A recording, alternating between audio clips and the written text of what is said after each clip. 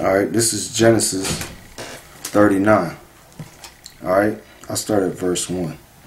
And Joseph was brought down to Egypt, and Potiphar, an officer of Pharaoh, captain of the guard, an Egyptian, brought him of the hands of the Ishmaelites, which had brought him down thither. And the Lord was with Joseph. Okay, so the Lord was with Joseph, alright, because Joseph was a righteous man, okay, because the Lord was with him. And he was a prosperous man, okay, and he was in the house of his master, the Egyptian. And his master saw that the Lord was with him, and that the Lord made all that he did to prosper in his hand. And Joseph found grace in his sight, and he served him. And he made him overseer over his house, and all that he had he put into his hand. Okay, so because Joseph, alright, which when you can read the story about Joseph, it's from Genesis 37 all the way to the end of Genesis, which is the 50th chapter. Okay, you can read about the story about Joseph. Okay, alright. Joseph had these dreams that he would rule over his brothers, alright, and they hated him because he had these dreams, which the Most High had gave it to him. And then because of his brother's jealousy, because also Joseph was Jacob's favorite son out of all his 12 sons, because he was born of Rachel, whom he loved the most. Alright, so all the sons of Jacob was envious of Joseph. So they wanted to kill him, but Reuben was like, "Nah, we shouldn't kill him." Okay, alright, because that will destroy our father. So he hid the boy. Oh no, they threw him down into a pit, and Reuben was gonna come back and get him. But while they was waiting, Judah and the rest of the brothers, they decided to sell him into slavery to the Midianites or the Ishmaelites, and they sold their brother Joseph for, was it 20 pieces of silver? And then the Ishmaelites, Midianites, they took him to Egypt, okay, and then he was purchased by Potiphar. So while he was in the house of Potiphar as a slave, the Lord was with him, and because the Lord was with him, he had that blessing on him, so he was making everything that Joseph did prosper. So his master had saw that, he was like, well, because this man is honest, I could trust him. I'm going to put everything I have into his hands, and he'll be like my top servant in the house. Okay, so that's what happened. Alright, verse 5. Genesis 39:5. And it came to pass from the time that he had made him overseer in his house and over all that he had, that the Lord blessed the Egyptian's house for Joseph's sake. And the blessing of the Lord was upon all that he had in the house and in the field. He left all that he had in Joseph's hand, and he knew not aught he had save the bread which he did eat. Okay, meaning what? All the business everything, all the affairs of his house was in the hands of Joseph to take care of. The only thing that Potiphar was concerned about was what he was eating. Okay, everything else he didn't have no concern about it, because he could trust Joseph, because Joseph was a righteous man, because the Lord was with him. It says, and Joseph was a goodly person and well favored. So what that means? That means Joseph was a highly attractive man. Okay, he probably was well built, because as a slave during the time of the Egyptians, when you watch movies about Egypt and stuff, they didn't wear shirts and all that. They had just that lower garment thing. So he probably was well built, because he worked in the field and in the house. Okay, and he was an attractive man. He had good features, because when you read about his mother, what's her name, Rachel, it said that she was well favored, and she was a very pretty woman, because Jacob loved her. Okay, and Jacob was also a nice looking man. So through that combo, Joseph was a highly attractive person. Okay, alright, So it said Joseph was a goodly person and well favored. Verse 7. And it came to pass after these things that his master's wife, Potiphar's wife, cast her eyes upon Joseph, and she said, lie with me. Okay.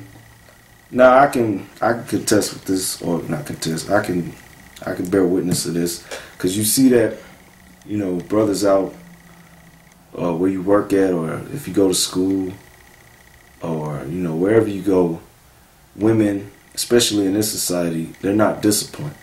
Okay, so they'll look at a guy all like, oh, I want this guy.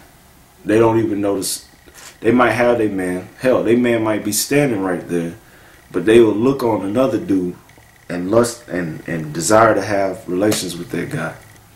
Okay, and this is what Potiphar's wife did. Okay, and then she was so bold with it because she couldn't contain herself that she wanted to have sex with Joseph. Now let's see what Joseph said. Okay, verse 8. But he refused. Okay, he refused. Now, why did he refuse? Because he understood that she belonged to Potiphar. Okay, she wasn't single. Okay, and she wasn't given to him, because back then the master would provide the wife for his slave. Okay, all right. So he didn't have no woman. All right, but he understood this woman was already taken. Okay, so he refused. And he said unto his master's wife, behold, my master wrought not what is with me in the house, and he hath committed all that he hath to my hand. There is none greater in this house than I. Neither have he kept back anything from me but thee, because thou art his wife. How then can I do this great wickedness and sin against God? Okay. So commit adultery, alright, is great wickedness, and it's a sin against the Most High. Okay. You might think, well, I'm not, how is that sinning against the Most High? Well, the Most High set up that man and that woman. Okay. Let me get that in the scriptures. The Lord broke that down. Alright, Matthew's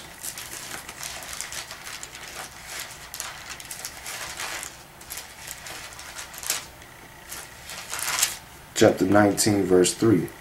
The Pharisees also came unto him, tempting him, and said unto him, is it lawful for a man to put away his wife for every cause? And he answered and said unto them, have ye not read that he which made them at the beginning made them male and female? And said, for this cause shall a man leave father and mother, and shall cleave to his wife, and they twine shall be one flesh. Wherefore they are no more twine, but one flesh. So when the act of sex come together, okay, meaning when the man and the woman have sex, okay, they become one flesh. Okay, and it's a video. I don't know if it's on my favorites, but if I could find it, I'll put it in the link. This woman that studies the body, she was talking about what happens when a woman has sex with a man that is more than just them, oh, they had sex. No. That part of that man's DNA is left with that woman. Okay? That's on a physical level. Okay? And it will stay with her forever till she drop dead. Okay? So if she go and deal with another man, alright, that man, when he goes in, okay, that other man's DNA or his sperm that's still in her system or whatever, it will fight against the other man's that's going into this woman. Okay, and that can cause health problems. It can affect her ability to get pregnant, all that. Okay, all right. And then it's a spiritual thing. When a man deals with a woman, he puts he humbles that woman. He puts his spirit on that woman. Okay, that's why you have these people that the guy, he deals with the woman, then something happened, they split up, but yet that woman, she'll go deal with another man, But something happened and she ended up getting back with the guy that she was dealing before. Why is that? Because that dude's spirit is still on her. Okay? Alright? But, 2/3 ain't gonna understand that. And these people in the world ain't gonna understand that. Okay? That's why they allow adultery to run rapid in this society. Okay? Matthew 19:6. Wherefore they are no more twined, so they're not two individuals, but one flesh. Therefore God hath joined together, let no man put asunder. So when a man and that woman get together, it's the Most High that puts the spirit on them to get together. Okay? Alright? And usually you can identify what type of man that is by his woman. Okay? Because the scriptures say this. This is Ecclesiasticus